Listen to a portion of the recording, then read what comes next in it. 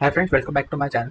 आज micro economics के lecture 5 के अंदर हम नेशनल इनकम की डिस्कशन को आगे बढ़ाएंगे, जिसके अंदर हम आज अपना पहला मेथड सीखेंगे, वैल्यू एडेड मेथड। हाय, मेरा नाम है सी अंकित कैन और इस वीडियो लेक्चर सीरीज के अंदर हम माइक्रो इकोनॉमिक्स को ब्रेक डाउन करेंगे कुछ डाइजेस्टेबल टॉपिक्स के अंदर। आज का टॉपिक हम वैल्यू एडेड मेथड से स्टार्ट करेंगे, जो कि आपका एक मेथड है नेशनल इनकम को कैलकुलेट करने का। Now, to understand value added method, सबसे पहले हम अपने वापस स्टार्टिंग के लेक्चर्स के टॉपिक के ऊपर जाएंगे, जिसका नाम है circular flow of income in to sectors. इस सर्कुलर फ्लो को जानकर आपको एक चीज ये पता लग चुकी है कि मैक्रो इकोनॉमिक्स के अंदर जितना भी गुड्स प्रोड्यूस होता है, जितनी भी इनकम जनरेट होती है, वो सारी की सारी कंज्यूम हो जाती है। रीजन, क्योंकि आपने मैक्रो इकोनॉमिक्स को अगर समझना है तो आपको ये इमेजिन करना पड़ेगा कि हम यहाँ पे एक पूरे नेशन की बात कर रहे हैं। बिकॉज यहाँ पे हम पूरे एक नेशन की बात कर रहे हैं, एक पूरे लार्जर बकेट की बात कर रहे हैं। तो what ever income is produced in this nation, that income is either consumed और सेव्ड। वो जो सेविंग्स होती है, हमने जब अपना कैपिटल मार्केट के साथ two sector circular flow of income पढ़ा था, तो उसके अंदर हमने ये चीज चेक करी थी कि सेविंग्स भी कहीं ना कहीं वापस फर्म्स की तरफ फ्लो कर जाती है। That is what ever income is generated in a nation is more और लेस कंज्यूम। वो सारी सारी क्या हो जाती है, कंज्यूम हो जाती है जब हम मैक्रो इकोनॉमिक्स की बात करते हैं, क्योंकि हमारी बकेट ही एक है। जो उस बकेट से निकलेगा वो वापस उस बकेट के अंदर चला जाएगा। Now, keeping that in mind, let's come back to our circular flow of income into sector economy. जब हाउसहोल्ड अपनी सर्विसेज प्रोवाइड करता है फर्म्स और प्रोड्यूसर्स को, तो उससे जो गुड्स और सर्विसेज प्रोड्यूस होते हैं वो वापस हाउसहोल्ड की तरफ आते हैं। इन फैक्टर सर्विसेज के लिए फर्म्स और प्रोड्यूसर्स हाउसहोल्ड को कुछ फैक्टर पेमेंट करते हैं, जैसे कि हमने पढ़ा था, लेबर के बदले मिलता है उनको वेजेस, कैपिटल के बदले उनको मिलता है इंटरेस्ट, जो उनको लैंड दी जाती है उसके बदले उनको मिलता है रेंट, और एंटरप्रेन्योरशिप बदले के उनको मिलते हैं प्रॉफिट्स। अगर आप इसके बारे में जानना चाहते हैं तो आप मेरा लेक्चर 1 और लेक्चर 2 को देख सकते हैं। और ये सर्विसेज कंज्यूम करने के लिए हाउस होल्ड कुछ पेमेंट करते हैं, कंजम्पशन एक्सपेंडिचर करते हैं, जो कि किसके पास फ्लो हो जाता है, फर्म्स और प्रोड्यूसर के पास फ्लो हो जाता है। तो यहाँ पे जहाँ पे आपको फैक्टर पेमेंट्स मिलती हैं और जहाँ पे कंजम्पशन एक्सपेंडिचर होता है, अगर मैं उस फ्लो को देखूं तो वो मेरा पूरा के पूरा मनी फ्लो है। और मनी फ्लो भी दो तरफ है। पहला मनी फ्लो हो रहा है फैक्टर पेमेंट का, ठीक है, और दूसरा मनी फ्लो है कंजम्पशन एक्सपेंडिचर का। तो यहां से हमारा क्या मेथड निकल कर आता है, फैक्टर पेमेंट को अगर मैं ट्रैक करके नेशनल इनकम निकालता हूं तो हमारी निकलती है इनकम मेथड, और कंजम्पशन को जब हम ट्रैक करके नेशनल इनकम निकालते हैं तो वो होता है एक्सपेंडिचर मेथड। लेकिन आज का जो हमारा मेथड है वो मेथड है वैल्यू एडेड मेथड। आज हम वैल्यू एडेड मेथड को कवर करेंगे। वैल्यू एडेड मेथड को अगर हमने चेक करना है तो हमें प्रोडक्ट फ्लो देखना पड़ेगा, हमें रियल फ्लो देखना पड़ेगा। रियल फ्लो के अंदर जितने भी गुड्स एंड सर्विसेज प्रोड्यूस हो रहे हैं एक पर्टिकुलर इकोनॉमी के अंदर, एक पर्टिकुलर नेशन के अंदर, अगर हम उसके थ्रू नेशनल इनकम निकालते हैं तो हमारा वैल्यू एडेड मेथड यूज होता है। Now, to understand value added method के अंदर आपको क्या क्या कंपोनेंट पता होने चाहिए, हम सबसे पहले उससे स्टार्ट करते हैं। वैल्यू एडेड मेथड का एक दूसरा नाम भी होता है जिसको हम बोलते हैं नेट प्रोडक्ट मेथड।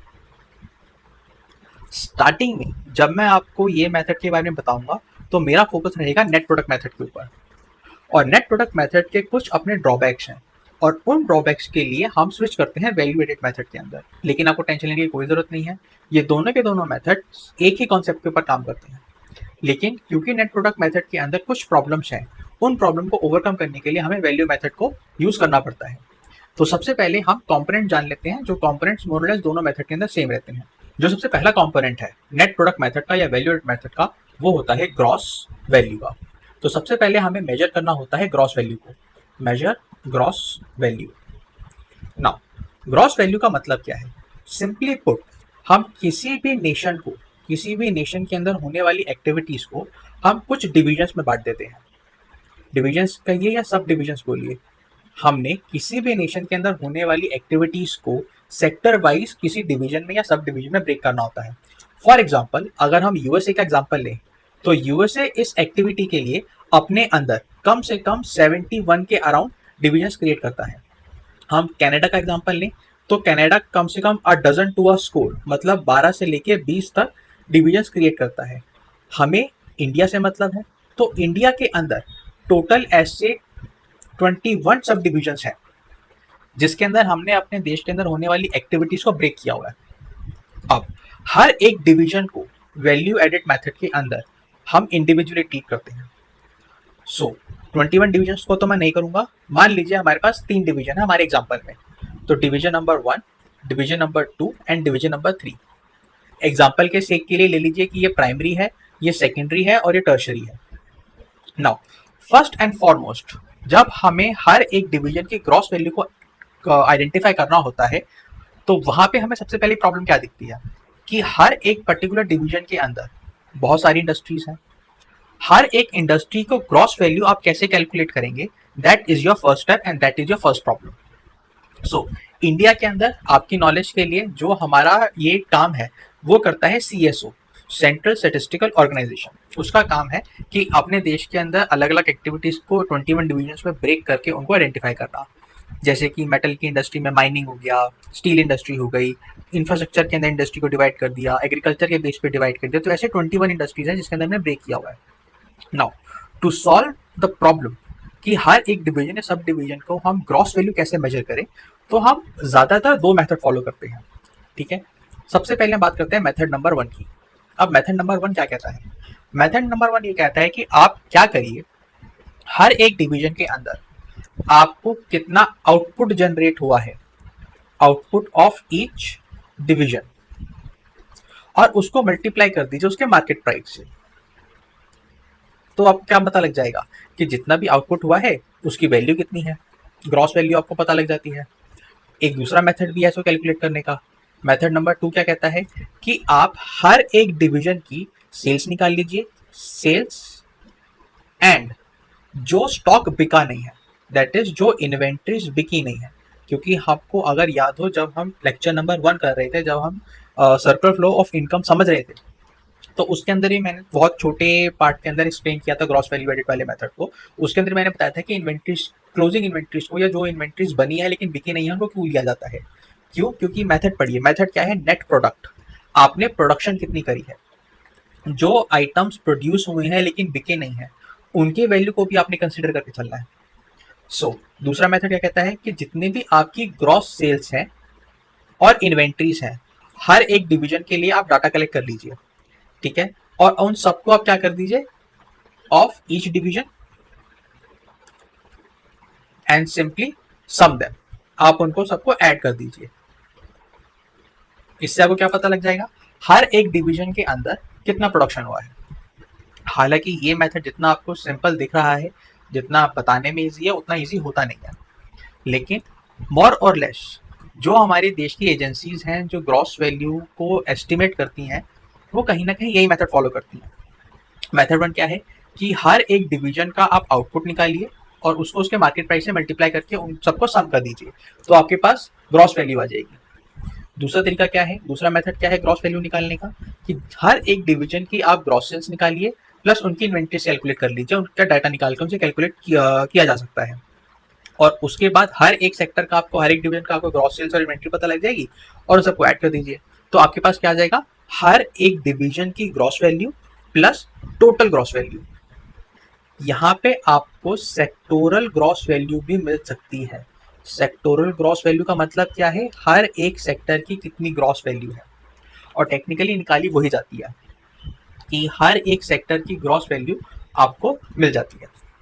उसके बाद अगर आपको हमारा लेक्चर नंबर 1 या 2 फिर से याद हो, उसका लिंक आपको साइड में डिस्क्रिप्शन के ऊपर मिल जाएगा। जो सेकंड कंपोनेंट होता है हमारे वैल्यू एडिट मेथड का, वो आता है इंटरमीडिएट कंजम्पशन से। इसको मैं अभी लिखता हूँ cost of production.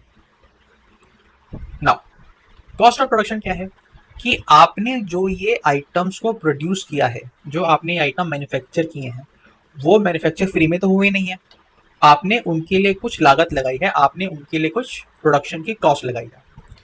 Now this cost of production, let me tell you this thing कि जो आपकी इंडस्ट्रीज होती हैं, कॉस्ट ऑफ अ प्रोडक्ट एक ट्रेड सीक्रेट होता है, इज अ ट्रेड सीक्रेट। मतलब क्या है इस सेंटेंस का, आपके पास जो सेलफोन है, वो सेलफोन आपने 20, 25, 30 हज़ार रुपया खरीदा होगा, 40,000, 50,000 खरीदा होगा, लेकिन वो तो उसका प्राइस है, मार्केट प्राइस है। आपको ये नहीं पता कि आपके पास जो सेलफोन है उस सेलफोन की कॉस्ट क्या है। क्यों? क्योंकि कॉस्ट ही तो कंपटीटिव एज देती है किसी कंपनी को। सो आपको ये चीज़ पता होनी चाहिए कि कॉस्ट ऑफ प्रोडक्शन को आप आइडेंटिफाई नहीं कर सकते, क्योंकि वो ट्रेड सीक्रेट है। It is very closely held secret by the industries. आप क्या करते हैं, आप कॉस्ट को एस्टिमेट करते हैं। बहुत कॉम्प्लिकेटेड टास्क है, it's not a simple task. Gross value से कंपेयर करो तो ग्रॉस वैल्यू को आइडेंटिफाई करना तो बड़ा आसान है, लेकिन कॉस्ट को एस्टिमेट करना या कॉस्ट को आइडेंटिफाई करना बड़ा मुश्किल टास्क है। उसके साथ साथ आपको अगर याद हो, हमने एक डेप्रिसिएशन का कॉन्सेप्ट भी पढ़ा था जब हम इंपॉर्टेंट कॉन्सेप्ट्स कवर कर रहे थे नेशनल इनकम के। डेप्रिसिएशन क्या है? जो भी आपने कैपिटल एक्सपेंडिचर किया, उस कैपिटल एक्सपेंडिचर को जब आप यूज करते हैं साल दर साल, तो उसमें कुछ वेयर एंड टियर आता है, उनको यूज करने की कॉस्ट होती है डेप्रिसिएशन। आपको देखना चाहते हैं, डेप्रिसिएशन के बारे में जानना चाहते हैं, तो लेक्चर नंबर 3 या 4 के अंदर हमने डेप्रिसिएशन कवर किया है।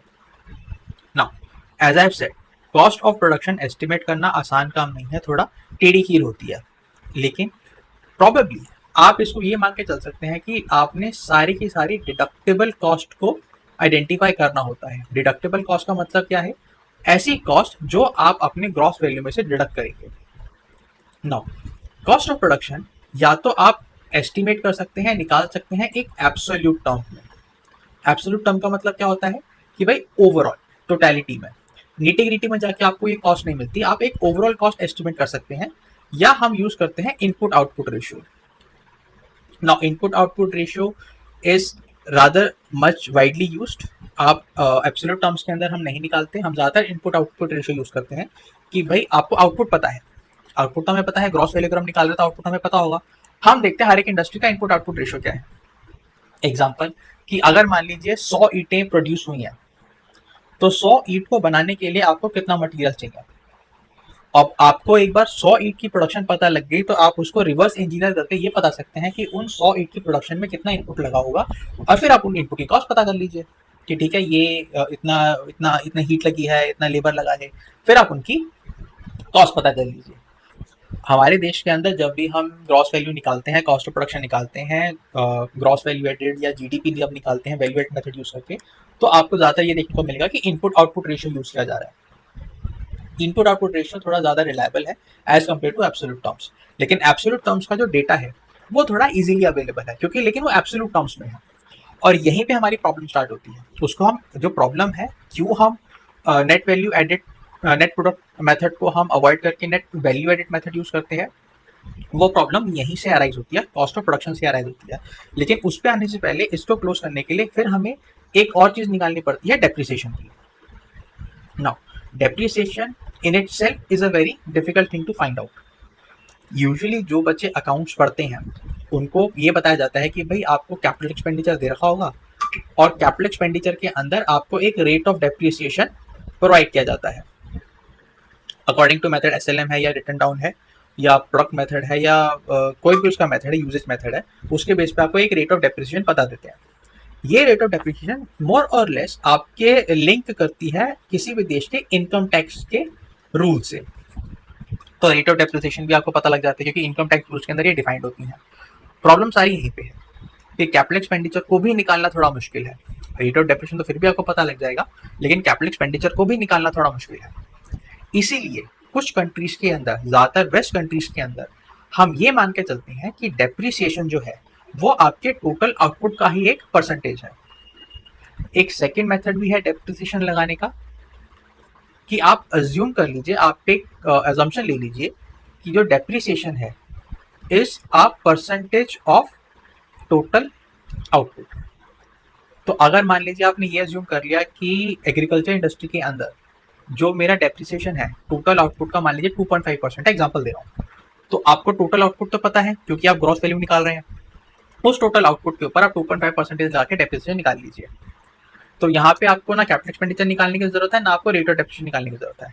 लेकिन ऑब्वियसली बात है, जो फर्स्ट मेथड है हमारा, जिसके अंदर हम कैपिटल एक्सपेंडिचर के ऊपर एक रेट ऑफ डेप्रिसिएशन लगा रहे हैं, एक्यूरेट वैल्यू तो आपको डेप्रिसिएशन की वही मेथड देता है, लेकिन क्योंकि डेप्रिसिएशन निकालना, एस्टिमेट करना एक बहुत डिफिकल्ट टास्क है, it's not a easy task. That is why कुछ कंट्रीज के अंदर, ज़्यादातर वेस्ट के अंदर, वेस्ट नेशंस के अंदर आपको डेप्रिसिएशन का ये दूसरा मेथड देखने को मिलता है कि वो ये मान लेते हैं कि जो डेप्रिसिएशन है हमारे टोटल आउटपुट का एक परसेंटेज मेथड है।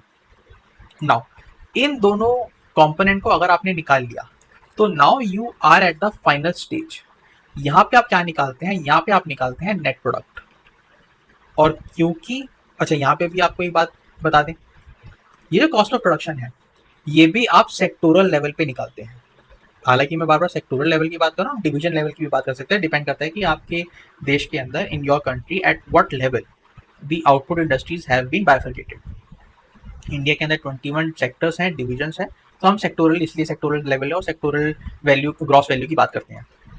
सो नेट प्रोडक्ट को निकालने के लिए अब आपके पास क्या रह गया, आपको ग्रॉस वैल्यू पता है, ग्रॉस वैल्यू के अंदर से आप क्या माइनस कर देते हैं, एक तो जो आपकी कॉस्ट ऑफ प्रोडक्शन है जो आपको पता है, और उसके अंदर फिर आप माइनस कर देते हैं डेप्रिसिएशन।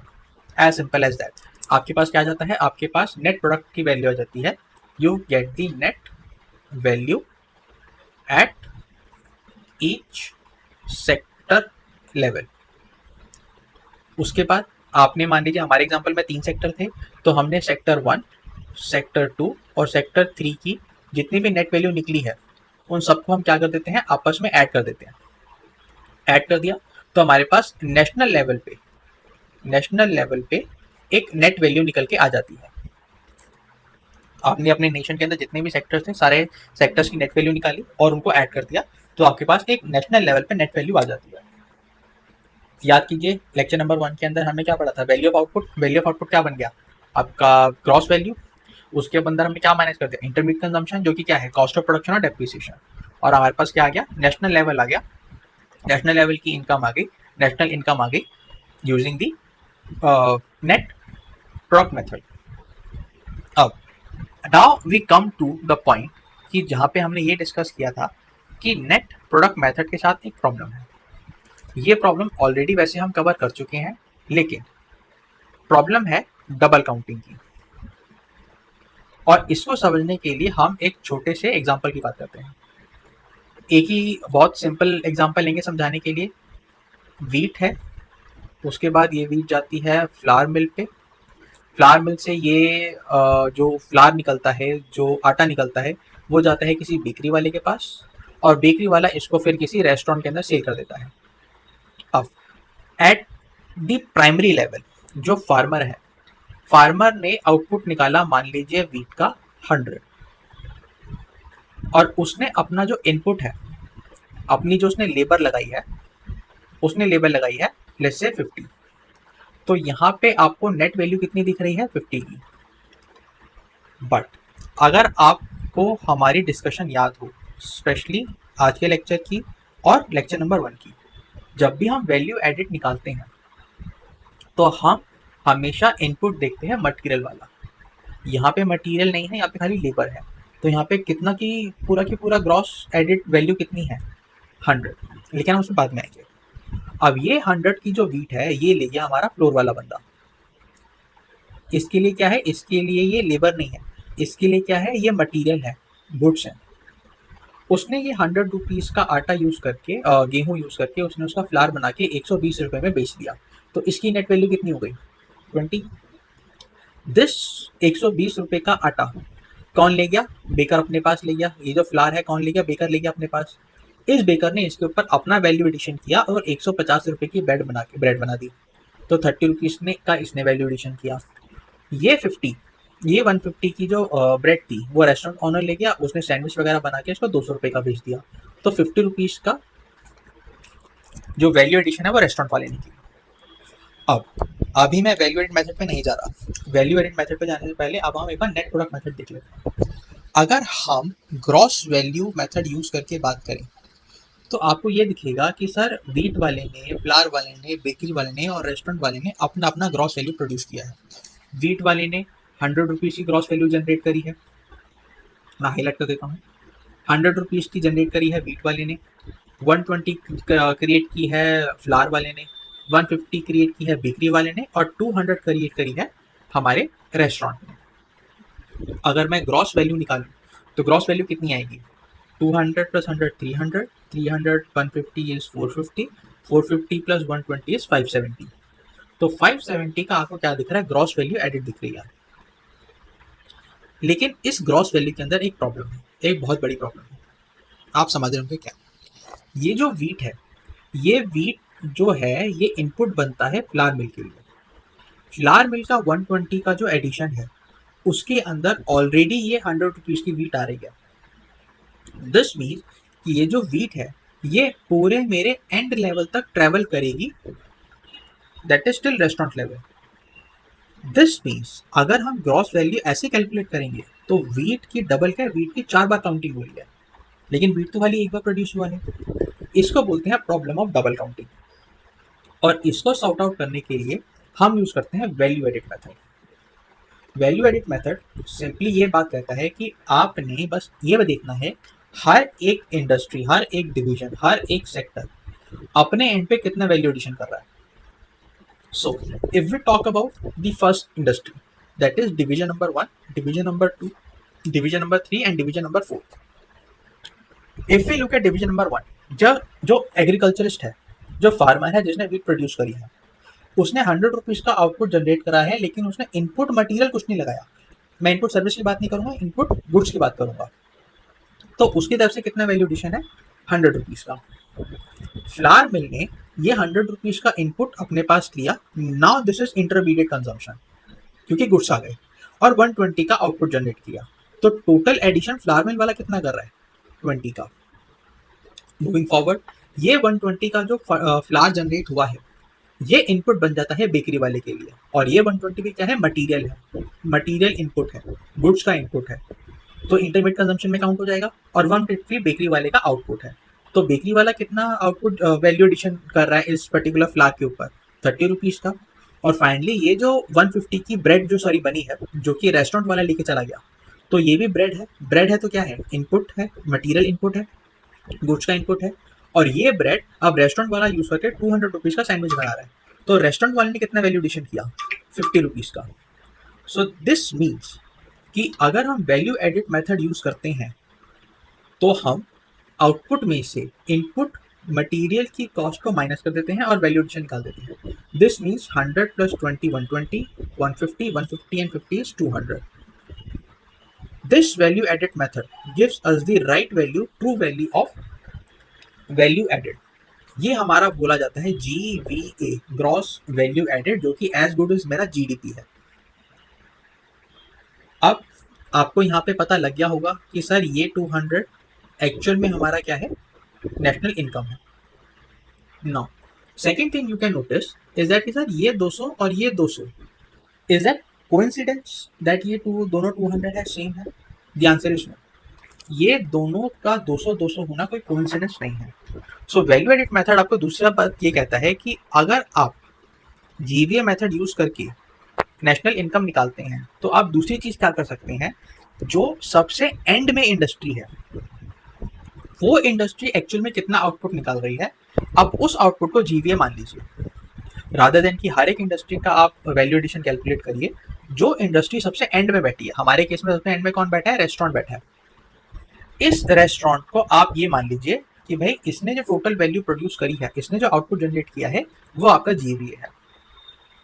आई थिंक ये बात बहुत ऑब्वियस होगी कि हम ये मेथड क्यों नहीं फॉलो करते।